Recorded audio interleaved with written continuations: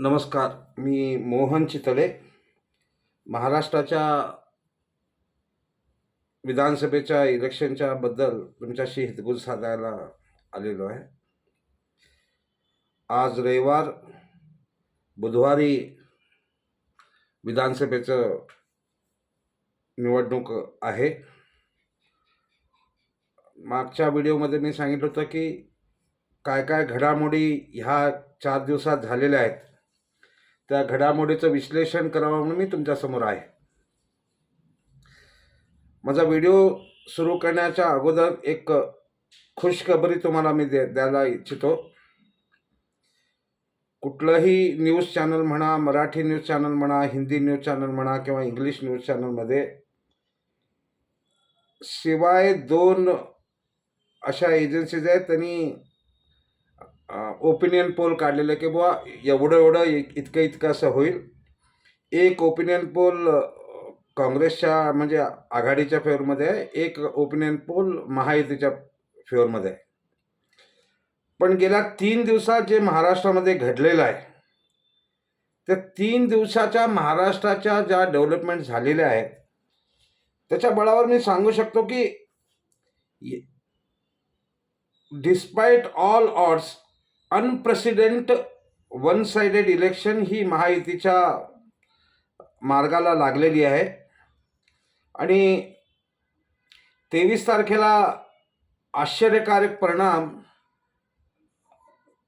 साधारणतः दुपारी 12:30-1 वाजता जेव्हा हे फिगर्स सेटल होतात, कारण 6 पक्ष आहेत प्लस मनसे आहे, बहुजन वंचित आघाडी आहे, त्यामुळे 9:30 8:30 पावणे 9ला जेव्हा पोस्टल बॅलेट संपल्यानंतर जे दाखवायला सुरू करतात की हे एवढी जागा ह्यांना आहे, तेवढी जागा ह्यांना आहेत. पण मला वाटतं की आम्हाला 23 तारखेला दुपारी 12 वाजेपर्यंत तरी वेट करावं लागणार आहे, कारण व्होटिंग पर्सेंटेज पोलरायझेशन झाल्यामुळे एक धर्मादेश पण आलेला आहे हिंदू संघटनेकडनं आणि त्यांनी तर फतवाच काढलेला आहे. त्यामुळे व्होटिंग पर्सेंटेज 70च्या वर जाईल अशी माझी अपेक्षा आहे. ते 75-78% सुद्धा पोचू शकेल. बघूया 20 तारखेला काय होतं ते. उलेमा ऑर्गनायझेशन म्हणून महाराष्ट्रातल्या एक उलेमा ऑर्गनायझेशन आणि मराठी मुस्लिम संघ असे काहीतरी एक संस्था आहे, त्यांनी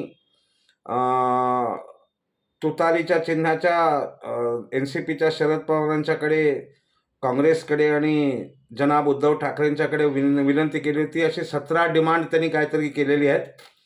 त्या 17 डिमांडपैकी महत्त्वाची डिमांड त्यांची आहे की राष्ट्रीय स्वयंसेवक संघावर बंदी आणावी, 1000 कोटी रुपये आम्हाला वक्फ बोर्डला द्यायला पाहिजेत. आमचे जे युवक आहेत ज्यांना वेगवेगळ्या केसेसमध्ये अडकवलेलं आहे किंवा ते गुन्हेगार आहेत, त्यांना रिलीज केलं पाहिजे. अशा विचित्र त्यांच्या डिमांड्स त्यांनी ठेवलेल्या आहेत. आणि लिखित रूपात शरद पवारांच्या पार्टीनी आणि काँग्रेसनी त्यांना दुजोरा दिला आहे आणि त्यांनी लिहून पाठवलं आहे की तुमच्या मागण्या आम्ही मान्य करू. शाब्दिक रूपाने उद्धव ठाकरे म्हणतात की त्यांच्या मागण्या आम्हाला सहमत आहेत म्हणून. पण दुसरीकडे असं झालेलं आहे की हा गेल्या शुक्रवार म्हणजे आज रविवार आहे, शुक्रवारी दुपारच्या नमाजनंतर ज्यांचं जे तक्रीर म्हणतात ते त्यांच्या लँग्वेजमध्ये, तक्रीरमध्ये एक अर्धा तास ते धर्माबद्दल बोलतात. त्या धर्माबद्दल बोलण्याच्या वेळेला त्यांनी ओपनली लव जिहादची मागणी केलेली आहे. लव जिहाद म्हणजे काय बाबा, सकाळचं जे पहिलं नमाज होतं त्यानंतर डायरेक्ट पोलिंग बूथला तुम्हाला जायचं आहे, पोलिंग बूथमध्ये गर्दी करायची आहे, पोलिंग बूथमध्ये जाळीदार टोपी घालून लाईनमध्ये उभं राहायचं आहे आणि महिलांना बुरखा धरून असं वातावरण क्रिएट केलं पाहिजे की सगळ्या न्यूज चॅनल तुमचे शॉर्ट्स घेतील, मग ते ब्रॉडकास्ट करतील. तेव्हा जे हिंदू वोटर्स आहेत त्यांना वाटेल की बाबा एवढी मोठी रांग आहे, आता कशाला दुपारी बघू, नाही मग जेवणानंतर जाऊ, त्यानंतर नाही संध्याकाळी चहा पिऊन जाऊ, तो दुपारचं ऊन खूप आहे. कृपा करून मला सर्व हिंदू बांधवांना, भगिनींना विनंती आहे, तो एक दिवस पर्यटन स्थळाला न जाता अपार्टमेंट किंवा मोठ्या मोठ्या हाऊसिंग कॉलनीमध्ये रांगेत उभं राहून सकाळी 10 वाजता गेला, 9 वाजता गेला, 8 वाजता तुमच्या सोयीने जावा, पण 45-50 मिनटं तुम्हाला लाईनमध्ये उभं राहिलं तरी पण चालेल. त्यांच्या ज्या भयभीत वातावरण क्रिएट करतात त्या भयभीत वातावरणाला न जुमानता कृपा करून सगळ्यांना विनंती आहे की त्यांनी लाईनीत उभं राहून वेळ जाईल, आपला वेळ अमूल्य असो मी मान्य करतो, पण वेळ जाईल तरीसुद्धा तुम्ही व्होटिंग करा. एक गोष्ट महत्त्वाची आहे की 2024च्या लोकसभा इलेक्शनमध्ये मुसलमानांचे जे मतं होती ती एकमुष्ठ ती आघाडीला मिळाली होती आणि आघाडी त्यामुळे जिंकून आली होती. ह्या खेपेला महाराष्ट्रामध्ये चित्रण तसं नाही आहे. लक्षात घ्या, ऑल इंडिया मुस्लिमे इतिहादिल मुसलमीन म्हणजे AIMIMची जी पार्टी आहे हैदराबादवाल्याची, ती पार्टी बऱ्या प्रमाणात मुसलमानांचे व्होट्स डिवाइड करणार आहेत आणि आबू आझमीची जी समाजवादी पार्टी आहे ती सुद्धा मुसलमानांचे व्होट काही प्रमाणात खेचणार आहेत. त्यामुळे जे एक सीन क्रिएट जात आहे की बाबा सर्व काही व्होट्स आघाडीला जातात, ही चूक आहे. त्यांचीच व्होट ते आपसात फोडणार आहेत आणि आमची व्होट एकमुष्ट जर आम्ही मतदान चांगल्या प्रमाणे केलं तर एककडे जाणार आहेत. तर ही याची एक खबरदारी आपण घ्यावी की हे जे चित्रण होते की नाही सगळेच्या सगळे 80% 90% ते मतदान करणार आहेत, त्याच्यामध्ये काही डाऊटच नाहीत. 95-90% ते मतदान करणार आहेत. ह्यामध्ये अनेक इंटरेस्टिंग पॉईंट असा आहे की जो पुरुष प्रधान मुसलमान समाज आहे तो का बाबा मोदींच्या विरोधात आहे, मोदींना ते का असं घृणेच्या नजरेने बघतात. त्याचं असं आहे की मोदींनी बरेच काही प्रकल्प, ज्याला आम्ही प्रोजेक्ट्स म्हणतो, त्या प्रोजेक्ट्समध्ये मुसलमान महिलांना ट्रिपल तलाक म्हणा किंवा लाडकी बहीण म्हणा किंवा जनधन योजना म्हणा किंवा आयुष्यमान म्हणा, ह्या सगळ्या बेनिफिट्स मॅक्झिमम मुसलमान महिलांना मिळतात.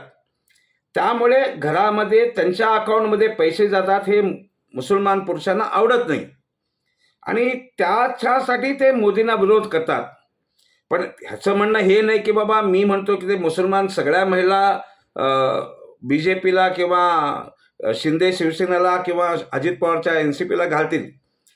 पण असं वाटतं की स्पेशली इन मराठवाडा रिजन, जिथं म्हणतात की शरद पवारांची NCP आणि काँग्रेस आणि शिवसेना तर नाही आहे, तिथं एकदम स्ट्रॉंग आहे असं चित्रण मला काय दिसत नाही. काही प्रमाणात मुस्लिम महिलासुद्धा आणि राष्ट्रवादी विचारावर आधारलेले मुसलमानसुद्धा आम्हाला थोड्या प्रमाणात 6-5% असे मतं घालतील असं वाटतंय. पण असे पण काही विधानसभा क्षेत्र आहेत त्याला आम्ही ते बहुल हे बहुल म्हणत नाही. मी माझ्या अंदाजात पूर्ण देशात सुद्धा आणि स्पेशली महाराष्ट्रात काही जिल्ह्यामध्ये ते काही काही गाजापट्टीज आहेत. गाजापट्टी म्हणजे तुम्हाला समजलं असेल, तिथं आम्हाला व्होट मिळणार नाही. तुम्हाला आठवतं की एक धुळेचा मला वाटतं MP असेल, 7 क्षेत्रामध्ये तो लीडमध्ये होता आणि एकच एक गाजापट्टीमध्ये त्याला 1,96,000 मतं त्या उमेदवाराला मिळाली काँग्रेसला आणि तो तिथनं निवडून आला आणि ह्याची लीड त्यांनी, ते डॉक्टर आहेत भरांगे असे काहीतरी नाव, मी विसरलो त्यांचं नाव. हे आमच्या समोर ज्वलंत उदाहरण आहे. आता समजा मुंब्रा असून दे, दिवा असून दे, कळवा असून दे किंवा विदर्भमध्ये काही अशा जागा आहेत, मालेगाव, सोलापूर दक्षिण, असे काही क्षेत्र जिथं मी जाऊन आलेलो आहे, तिथं त्यांचं कॉन्सॉलिडेशन आहे आणि आम्हाला त्याच्याबद्दल काही प्रॉब्लेम नाही. हे नाही की बाबा 288च्या 288 जागा आम्ही जिंकणारच. जिथं जिथं गाजापट्ट्या बहुमतानी आहेत तिथं ते कॅन्डिडेट जिंकणार आहेत. जिथं 10% 15% असं व्होटिंग आहे त्या क्षेत्रामध्ये ह्या खेपेला महायुती 100% चांगलं करेल असं वाटतंय. मराठवाड्यामध्ये अजून एक प्रॉब्लेम होता लोकसभेच्या इलेक्शनमध्ये, जे कांद्याचा निर्यात होता. कांद्याच्या निर्यातीमध्ये एक्सपोर्ट टॅक्स जे युतीच्या सरकारने लावलं होतं, त्याचा बराच काही परिणाम शेतकऱ्यांच्यावर झाला होता. इमिडिएटली लोकसभेच्या रिझल्टनंतर आता तो काढलेला आहे. तरीसुद्धा सोयाबीनबद्दल काहीतरी अशी कोणकोण आहे, पण काल फडणवीसांनी जाऊन त्यांना सांगितलं की बाबा आता काय करू शकत नाही आचारसंहिता असल्यामुळे, त्यामुळे तुम्हाला सोयाबीनला सुद्धा आता जे 3,000 देत आहेत त्याच्यापेक्षा जास्ती रेट आम्ही MSPवर देऊ असं. तर कांद्याचा प्रश्न संपल्यामुळे शेतकरी लोकांना मराठवाड्यात स्पेशली ते BJPकडे असं वळतील असं वाटतं. जिथं जरांगे पाटलांचा विचार आहे, आजच त्यांनी एक स्टेटमेंट दिले की आता हा माझं शेवटचं इलेक्शन आहे, मी जिवंत राहतो की नाही असं काहीतरी त्यांनी ते त्यांच्या आजारपणामुळे सांगितलेलं आहे. तसंच उद्धव ठाकरेंनी सुद्धा अब्दुल सत्तारला हरवण्यासाठी एक इमोशनल अपील पण केली आहे. ही जी रडकी भाषा सुरू होती राजकारणात, तेव्हा जसं की एअरपोर्टवर आमचं चेकिंग होतंय, एअरपोर्टवर चेकिंग करायचं काम त्या जिल्ह्याच्या DCला दिलं असतं, ते इलेक्शन कमिशन ऑफ इंडियाच्या चीफ इलेक्शन कमिशनरकडे असतं. ज्यांना जे Z+ सिक्युरिटी आहे, प्रधानमंत्री आहे, ते सोडून बाकी जे पण असतील त्यांचं चेकिंग 100% होतं. ह्याच्यामध्ये तुम्ही दररोज उठून सकाळी जे ते संजय राऊत महाराष्ट्राचे हास्य जातात त्यांच्या घराबाहेर करतात 10-15 माईक धरून, आणि ते मला बरं वाटतं हां ऐकायला, कारण ते बघितलं की एकदम फ्रेश वाटतं. सकाळी मी 100% मराठी न्यूज चॅनल्स लावतो, कारण मला ती अशी वाटतं की बा महाराष्ट्राचे हास्य जाता एक 15-20 मिनिटात बोलते. तो काय बोलतो, कसा बोलतो, काय लिहितो सामन्यामध्ये, मला तरी आश्चर्य वाटतं. पण महाराष्ट्र हास्य जत्रा बघायला संजय राऊतांची आता इलेक्शन नंतर त्यांनी सुद्धा त्या धारावीमध्ये त्या एपिसोड्समध्ये भाग घ्यावा अशी मी त्यांना विनंती करतो. आता येतो अजित पवारांच्याकडे. लास्ट व्हिडिओमध्ये सुद्धा मी सांगितलं होतं की Ajit Pawar is not a asset to the Mahayuti, is a liability. मग त्यांनी ते कटेंगे तो बटेंगेबद्दल जाहीर सभेमध्ये काहीतरी बोलला. नंतर का आज सकाळी ते म्हणाले की मी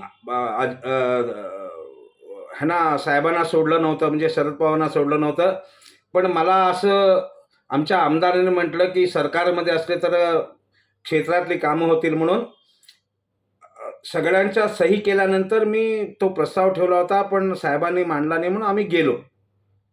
आणि ते परत आता संध्याकाळी ते स्टेटमेंट देत आहेत, जे लोकसभेला झालं ते इमोशनली तुम्ही ब्लॅकमेल होऊ नका, ह्या खेपेला म्हणून मतं द्या. हे ते का म्हणायला लागले, कशाला म्हणायला लागले, ह्याच्या मागे एक राजकारण आहे. बघा, गेल्या 2-3 दिवसात जे महाराष्ट्राच्या जनमानसाला कळलंय की उद्धव ठाकरे हा असा गद्दार माणूस निघाला. हिंदू हृदय सम्राट बाळासाहेबांची जी कल्पना होती, जी हिंदू हृदय सम्राट बाळासाहेबांची जी विचारधारा होती, त्याला पूर्णपणे डावलून तो जेव्हा मुस्लिमय झाला, तेव्हा खेड्यापाड्यात जी सहानुभूती होती आता ती सगळी पूर्णतः संपलेली आहे. त्यामुळे त्यांना कळलंय की 6 पक्षामध्ये 6वा नंबर आता उद्धव ठाकरेचा लागणार आहे. मग भाजपाने जे 145 + 10 + 5 अशी 160 जागा आहेत, आणि शिंदेची मला वाटतं 55 जागा आहेत.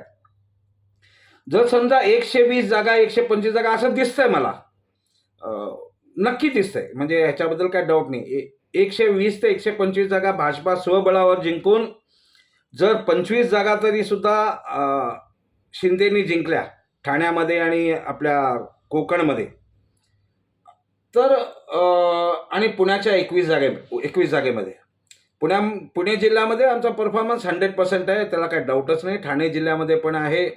त्यानंतर विदर्भमध्ये आम्ही 70-30 झालो आहे आता. त्यानंतर मराठवाड्यामध्ये सुद्धा जे आम्ही एकदम तळागाळाला गेलो होतो, आता 50-50ला आलो आहे. आणि मुंबई आणि नवी मुंबई भागामध्ये तिथं सुद्धा 50-50 असं म्हटल्यावर 120 ते 125 जागा येतील असं कळल्यानंतर अजित पवारांना असं वाटतं की have to sit on the fence and jump either here or there. असं म्हणणं हे नाही की महायुती अजित पवारांना डंप करेल, कारण अजित पवारांचे सुद्धा असे 12-15 मंत्री आहेत आणि जे नेते आहेत ते स्वबळावर कुठल्याही पक्षाच्या चिन्हावर घड्याळ म्हणा, तुतारी म्हणा, कमळ म्हणा, हात म्हणा, धनुष्यबाण म्हणा, त्यांना काय लागत नाही. कारण ते जुने लोक आहेत आणि ते जुने त्यांचे जे राजकारण त्यांच्या क्षेत्रात ते करतात. असे 10-15 जागा तरी अजित पवार स्वतः बारामती जिंकून घेऊन येईल. त्यामुळं असं काय वाटत नाही.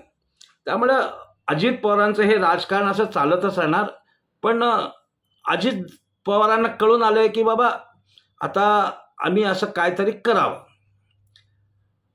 आता व्होटिंग पर्सेंटेज जर येतो मी, व्होटिंग पर्सेंटेज जर 70% झालं, व्होटिंग पर्सेंटेज जर 70% झालं तर मला वाटतं की भारतीय जनता पार्टी नंबर 1 पक्ष राहील. राष्ट्रवादी शरद पवार नंबर 2 वर राहील. काँग्रेस नंबर 3 वर राहील. शिवसेना शिंदे हे नंबर 4 वर राहील. शिवसेना ठाकरे हे नंबर 5 वर राहील आणि लास्ट अजित पवार येतील. म्हणजे हे हायरकियल ऑर्डर आहे आणि त्यामध्ये 110, 115, 120, 25 आणि 50 म्हणजे 170 ते 175 जागा नक्की महायुतीला मिळणार आहेत. ह्याच्याबद्दल काय संशय नको. प्रोव्हाइडेड, अनेकदा सांगतो, 75% मतदान हे झालं पाहिजे. जर 75% मतदान नाही झालं आणि ते 60% खाली राहिलं तर मग it will be A close contest fight. आता ते आम्हाला 20 तारखेला संध्याकाळी 7 वाजताच कळणार की बाबा टोटल व्होटिंग कसं झालं, किंवा 20 तारखेला सकाळी 7 ते दुपारी 12 वाजेपर्यंत, नंतर संध्याकाळी 4 ते संध्याकाळी 6:30 पर्यंत, जोपर्यंत पोलिंग बंद होत नाही. ते जे क्राऊड आणि ते जे ॲटमॉस्फिअर बघितलं आहे, राष्ट्रीय स्वयंसेवक संघाचा आभारी आहे. राष्ट्रीय स्वयंसेवक संघाने भरपूर काम केले ह्या खेपेला आणि वारकरी संप्रदाय म्हणा, सेवा भारती म्हणा, विद्यार्थी परिषद म्हणा, विश्व हिंदू परिषद म्हणा, वनवासी कल्याण केंद्र म्हणा, समरसता संवाद म्हणा, जे ते चांगल्या प्रमाणात चालवतात. जिथं कुणबी मराठाचं काय ते कॉन्फ्लिक्ट होतं ते सॉल्व करतात, किंवा वारकरी घरी घरी जाऊन जे प्रचार करतात. इलेक्शन हे महायुतीने टेक्निकली चांगलं लढवलं आहे. आघाडी त्याच्यामध्ये पिछाडीवर पडले, कारण त्यांना त्यांचंच डिफेन्स करायला दे आर इन डिलेमा. आता आम्ही काय करायचं ह्याचं पूर्ण चित्रण बघताना मला असं वाटतं की जे अप्रत्याशितपणे तिथनं जे चालू झालं फतवा, आणि जेव्हा बटेंगे तो कटेंगे, एक रहेंगे तो सेफ रहेंगे, हा जो स्लोगन होता भाजपाचा, तर तो स्लोगन भाजपाचा राहिला नाही, तो काँग्रेसचा पण नाही. तो आता एक देशव्यापी स्लोगन झाला आहे. जसं united we stand, divided we fall असं ते इंग्रजांच्या काळात आम्ही म्हणत होतो, त्याप्रमाणे येणाऱ्या 23 तारखेला दुपारी 1 वाजता रिझल्ट पूर्ण येतील. 23 तारखेला संध्याकाळी अनेकदा व्हिडिओ मी करणार आहे, क्षेत्रवार कसं कसं झालं, काय काय झालं. 20 तारखेच्या एक्झिट पोल पण मी एक करेन. माझा व्हिडिओ शेअर करा आणि तुमच्या ग्रुपमध्ये पाठवा. सर्व हिंदू बांधवांना विनंती आहे की टिट फॅट टॅग ट्रीटमेंट द्यायची आहे.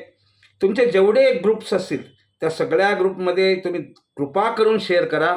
आणि ह्या खेपेला महायुतीचं सरकार 175 सीट घेऊन महाराष्ट्रामध्ये निवडून येणार आहे. त्यासाठी तुमचं सगळ्यांचं सहकार्य आवश्यक आहे.